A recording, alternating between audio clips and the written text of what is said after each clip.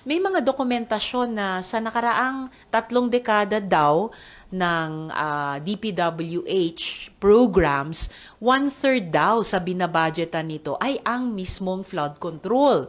Kaya kailangan sagutin bakit ang karanasan ng ating mga kababayan tulad ngayong mga bagyo at habagat ay kabaliktaran. Hindi nabawasan, say by 1/3 ang baha, kundi nga lalong tumaas at lalong tumatagal bago humupa. Ano naman po yung sa tingin nyo mga pwedeng steps na gawin ng Senado para naman dahil nandyan na yun sa 2025 may mga insertions at kasama yan sa mga napuna ng Pangulo.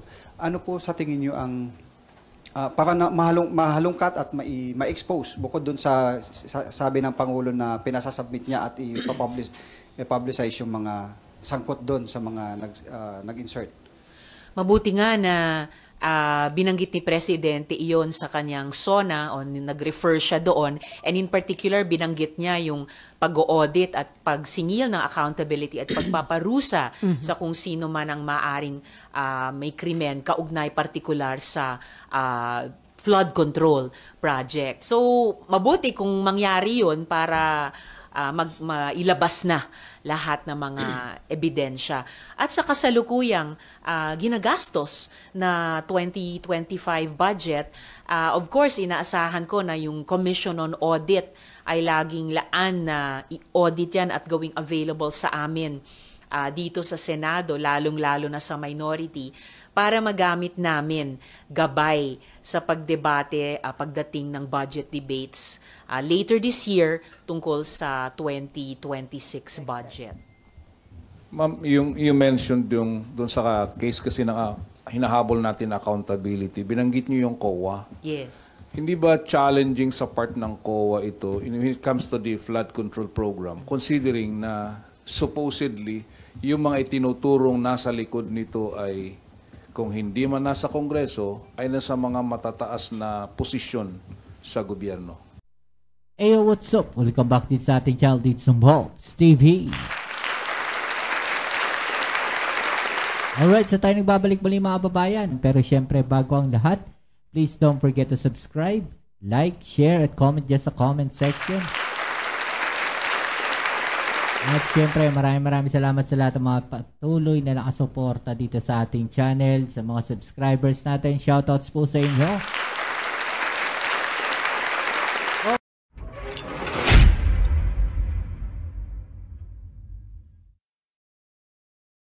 Una, kumusta ka? How do you feel na member ka ng bagong Minority Black headed by Minority Leader Soto? Proud ako mag-serve bilang miyembro ng minority sa pamumuno ni Senate Minority Leader Tito Soto. At peace ang puso ko sa pagiging bahagi pa rin at muli ng minority at bawat araw na dumadaan, pasaya ako ng pasaya sa sitwasyong ito. At ma'am, nagkaroon kayo ng unang caucus nitong Minority Black na sabi nga, composed of veteran senator. So, kumusta po yung unang caucus? Ano yung mga napag-usapan ninyo?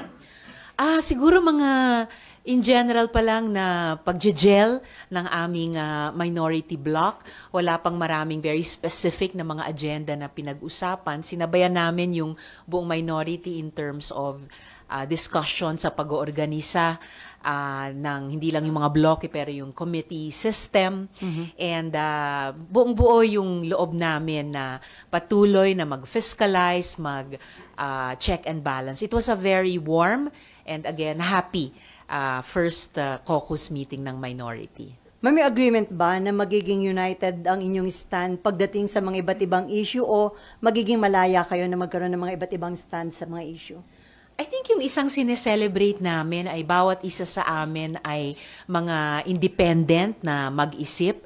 And at the same time, I believe excited kami na maghanap talaga ng mga unified stances kung saan namin kayang buuin, lalo na sa mga importanteng issue.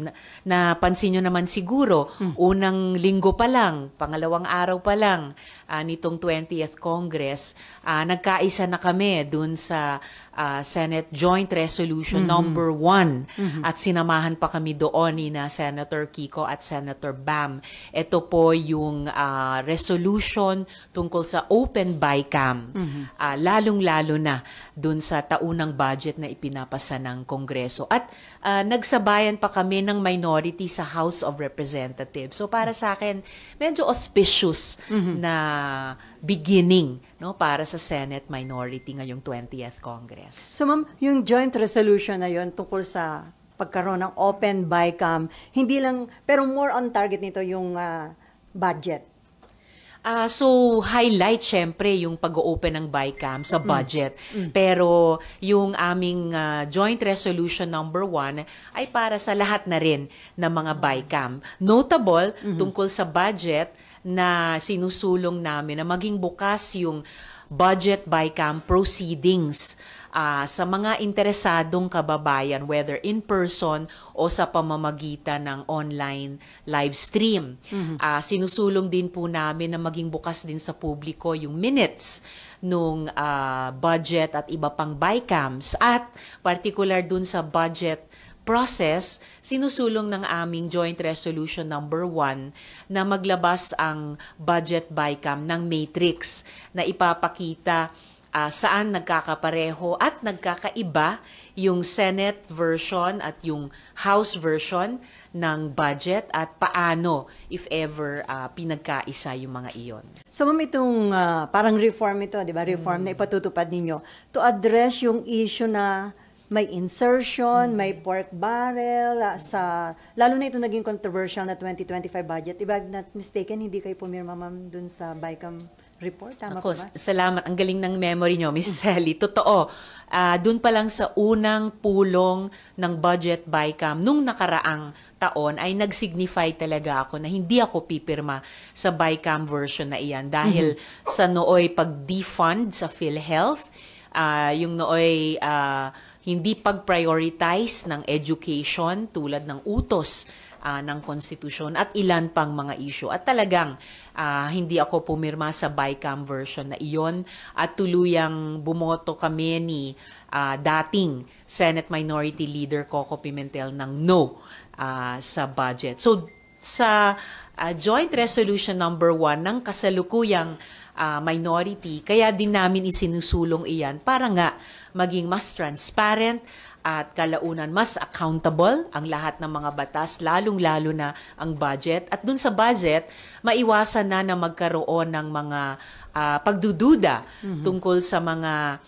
sinasabing mga kabulastugan o mga hindi karapat-dapat na aksyon ng Kongreso, lalo na sa budget. Ma'am, ito ba ma-address ito? Kasi inamin ni DPWH Secretary Manuel Bunoan na yung kanilang agency, wala silang system of monitoring a number of flood control and mitigation projects na in-insert daw ho yun ng mga congressman sa national budget at the last minute. Meron din daw pong mga items na neither proposed by DPWH nor approved by the DBM suddenly appeared at the GAA. So with this joint resolution, kung ma-approve po ito, ma-adapt, ano na po ito, mapiprevent na po itong ganito? Yun yung inaasahan ng Senate minority at yung dalawa pang kasamang senador na pumirma, and I would presume inaasahan din ng mga counterparts namin sa House minority. And sana notice na rin ito pareho sa DPWH at sa DBM na edi mag-propose po sila, dapat magkaroon na o matagal na ng monitoring system nila dun sa mga pangunahing programa nila.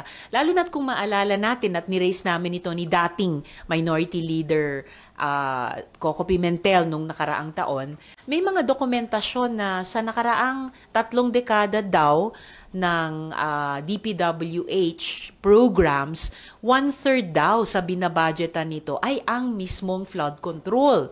Kaya kailangan sagutin bakit ang karanasan ng ating mga kababayan tulad ngayong mga bagyo at habagat ay kabaliktaran. Hindi nabawasan, say by 1/3 ang baha, kundi nga lalong tumaas at lalong tumatagal bago humupa.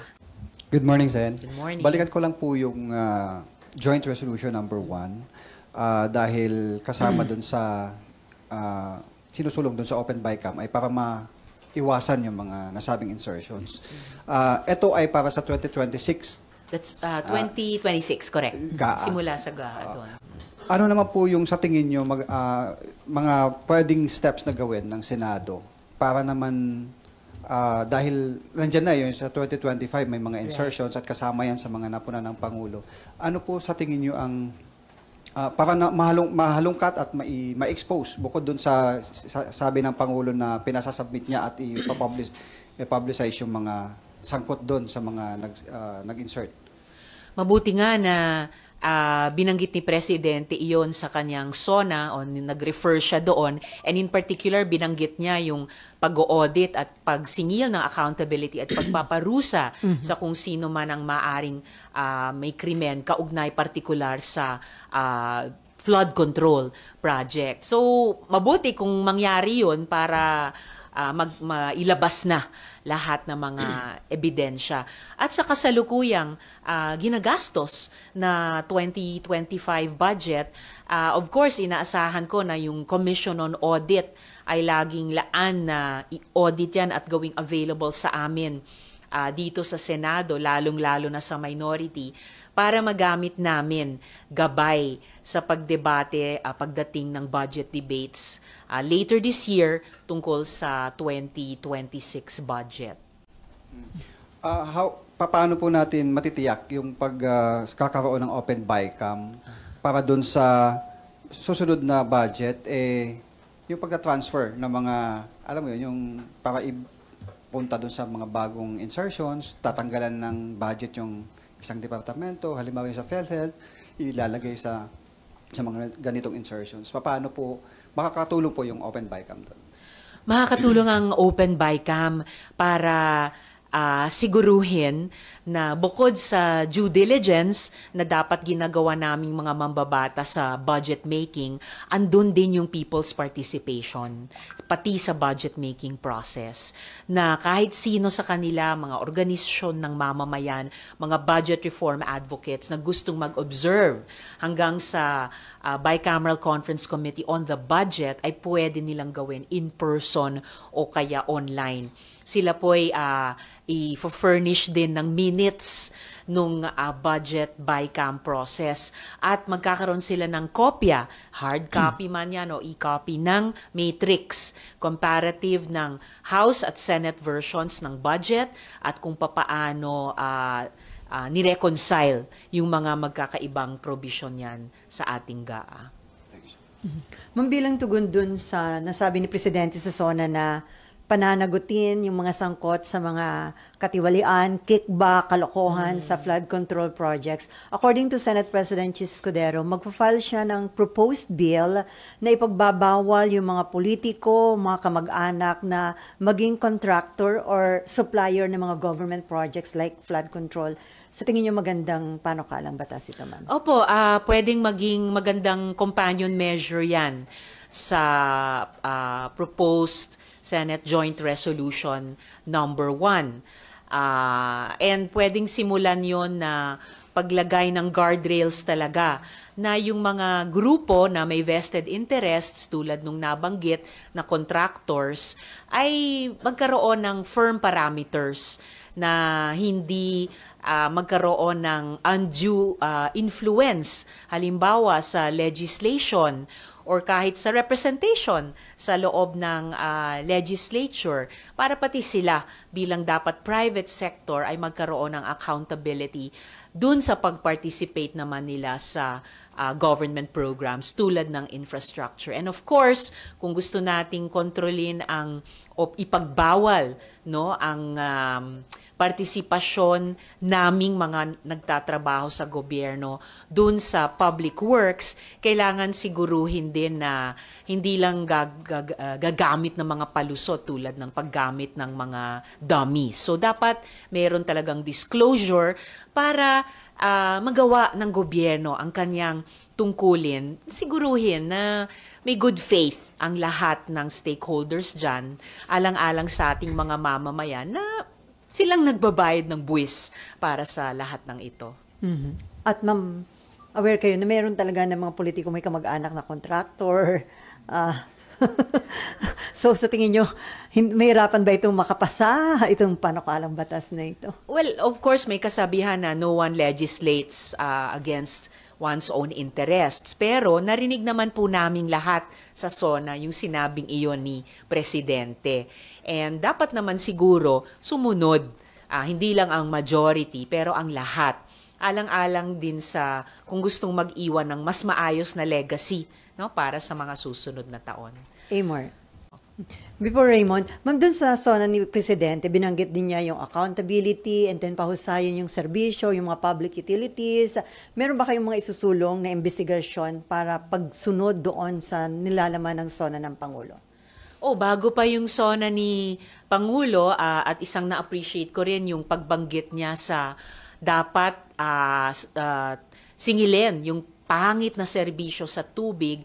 Nauna ko nang na-file yung Senate Resolution number 16 na humihingi ng investigasyon dun sa mga, ayon sa COA, di umanong unfair provision sa mga joint venture agreements ng mga water district sa mga private concessionaires, lalong-lalo na ang Prime Water, ang Manila Water at ang Metro Pacific Water. And itutuloy po namin yan dahil yung usapin ng mabaho o maruming tubig ay yan ay pumapasok na sa usapin ng dignidad ng tahanan, no, ng bawat pamilyang Pilipino. Kahit yung mga catch-up plans na sinasabi ng mga water districts kasama itong mga concessionaires ay hindi sumasapat dahil malayo, no, ang nararating ng mga yon. Dahil din sa kulang talaga ang nilalaan na pondo para sa investments at saka maintenance nitong mga water concessionaires na ito. So, nirefile mo yung resolution regarding that? Yes. Siya po ay Senate Resolution number 16. Ngayon. So, na-refer na po ba ito sa Committee on Public Services? I believe na-refer na. Na-refer na ba? Ido-double check po namin kung na-refer na. Pero looking forward ako na mukhang hindi pa nare-refer. Pero looking forward ako na tulad nung nakaraang kongreso na ito isa-schedule para sa pagdinig ng kanyang ng chair ng committee. Before Dexter, may patanong lang si Marlon Ramos. Senator Amy said reports on the senator's insertions, including those of SP Escudero, were not just allegation, but these are true. Did you notice these insertions in your review of the GAA? Is this also the reason why you did not sign the BICAM report? Una na akong hindi pumirma sa BICAM report. At yan ang aking sinignify at ginawa during the BICAM process ay dahil nga dinifund ang PhilHealth na paglabag na sa ilang mga batas, dahil hindi binigyan ng highest budgetary priority ang edukasyon. Pinuna din yan ni dating Minority Leader Coco Pimentel at sa iba pang mga dahilan. So dagdag na dahilan, ito yung isang vindication, yung lumalabas na nga na reports ng insertions. Okay, Raymond, and then Dexter. Ma'am, you mentioned yung doon sa case kasi na hinahabol natin accountability, binanggit niyo yung COA. Yes. Hindi ba challenging sa part ng COA ito when it comes to the flood control program, considering na supposedly yung mga itinuturong nasa likod nito ay kung hindi man nasa Kongreso, ay nasa mga matataas na posisyon sa gobyerno? I think kahit doon sa recent na ipinakita ng COA na kaya niyang singilin yung unfair joint venture agreement provisions sa pagitan ng mga water districts at mga water concessionaires, napapatunayan nila na kaya nilang singilin, sitahin kahit yung mga ibang government agencies at mga nasa matataas na posisyon. Kaya aasahan ko rin sila bilang isang mahalagang constitutional body na patuloy na tutuparin ang kanilang tungkulin na iyan kahit sa ganitong iba pang mga maiinit na issue. Doon sa case, ma'am, ng water concessionaire, maasa ba kayo na makakakuha kayo ng sapat na suporta doon sa investigation, considering na merong dalawa sa pamilyang itinuturong nasa likod ng isang water company ang kasamahan ninyo sa loob ng Senado? Umaasa pa rin ako makakuha ng mas malawak at majority number of support. Dahil din, kahit kami sa legislature, kahit dito sa Senado, sensitive kami sa public feedback. Grabe, dumadami. Hindi tumigil mula nung nakaraang kongreso ang pagreklamo ng ating mga kababayan. Pati po mga local government units ay patuloy na nagrereklamo. At bago pa kami kumilos dito sa Senado, sila mismo ay kumikilos na. Iba't ibang mga probinsya, iba't ibang mga syudad, nangunguna na sa pagpapakansela ng mga joint venture agreements ng mga water districts nila sa mga water concessionaires na iyan. So, papaanong hindi rin kami susuporta dito sa Senado?